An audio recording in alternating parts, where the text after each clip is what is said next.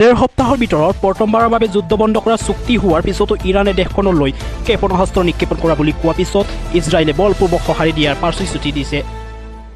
ইফালে ইৰাণে ৰাষ্ট্ৰপতি ট্ৰাম্পে যুদ্ধবিৰতি কাৰ্যকৰী হোৱা বুলি হোৱাৰ আধা ঘণ্টামানৰ কম সময়ৰ ভিতৰতে ইজৰাইলক 3টা বৌদ্ধ আক্ৰমণ কৰাৰ অভিযোগ উত্থাপন কৰে। ইজৰাইলে ইয়াৰ পূৰ্বে মঙলবাৰে যুদ্ধবিৰতি নিশ্চিত কৰি কয় যে ইৰাণৰ পাৰমাণৱিক আৰু ক্ষেপণাস্ত্ৰ কাৰ্যসূচীৰ পৰা দ্বিতীয় অস্তিত্বৰ ভাবুকি আঁতৰাই যুদ্ধ লক্ষ্যত উপনীত হৈছে। ইৰাণৰ বৈদেশিক মন্ত্ৰীয়ে কয় যে ইজৰাইলৰ যিমান দিনলৈকে আক্ৰমণ বন্ধ কৰিব তেতিয়ালৈকে তেওঁ দেশে আক্ৰমণ বন্ধ কৰিব। ইৰাণে কাটাৰ আমেৰিকাৰ গঠিত টেলিগ্ৰামৰ জৰিয়তে ক্ষেপণাস্ত্ৰ নিক্ষেপণ কৰা কেইটামান ঘণ্টামানৰ পাছতে সোমবাৰৰ সন্ধিয়া ছ'চিয়েল মিডিয়াত যুদ্ধবিৰতি ঘোষণা কৰে, য'ত কোনো লোক আহত বা মৃত্যু হোৱা নাছিল।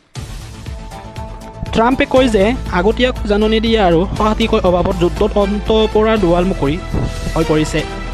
মাজনিশাৰ পিছতে যুদ্ধ অব্যাহত আছিল আৰু ইৰাণৰ চৰকাৰী সংবাদ মাধ্যমে ইজৰাইলৰ সেনা আৰু ইৰাণে নিক্ষেপণ কৰা ড্ৰোনসমূহক বাধা দিয়াৰ কথা প্ৰকাশ কৰিছিল। বাসিন্দাসকলে কয় যে ৰাজনীতি বোমা বিস্ফোৰণ প্ৰচণ্ড।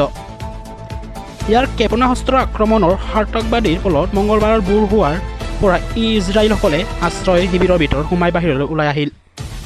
ইজৰাইলসকলৰ মতে ক্ষেপণাস্ত্ৰ আক্ৰমণত 4জন লোক নিহত হৈছে।